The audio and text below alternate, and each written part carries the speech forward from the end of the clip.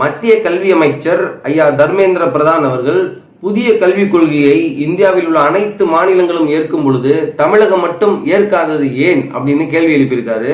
இதுல இன்னொன்னு சொல்லியிருக்காரு, புதிய கல்விக் கொள்கையை தமிழகம் ஏற்கவில்லை என்றால் தமிழகத்திற்கான நிதியை நாங்கள் தர முடியாது என்று மிரட்டல் விடுத்திருக்கிறாரு. அதற்கு நம்முடைய பள்ளி கல்வித்துறை அமைச்சர் ஐயா அன்பில் மகேஷ் பொய்யாமொழி அவர்கள், நாங்கள் பிச்சை கேட்கல, நிதியைத்தான் கேட்கிறோம் அப்படின்னு சொல்றாரு. மத்தியத்திலையும் மாநிலத்திலையும் ரெண்டு பேர் காமெடி பண்ணிட்டு இருக்கீங்களா?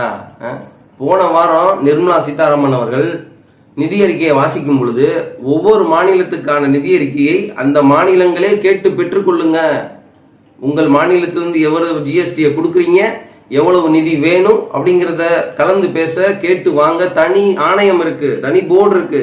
அந்த போர்டுல நீங்க கேட்டுக்குங்க. அவங்க இந்தியா முழுக்க ஒவ்வொரு மாநிலத்துக்கும் எவ்வளவு தரணுங்கிறத முடிவு பண்றது அந்த போர்டு தான். அந்த போர்டு தான் நீங்க கேட்டுக்கிறணும், வாங்கிக்கிறணும்.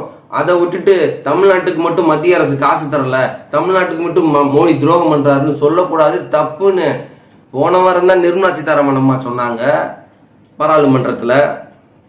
அப்படி இருக்கையில ஒரு கல்வி அமைச்சர் நிதி தர முடியாதுன்னு சொல்றான் அப்படின்னா, அப்ப கல்வி அமைச்சர் நினைச்சா நிதியை தர விடாம நிப்பாட்டிடலாம்.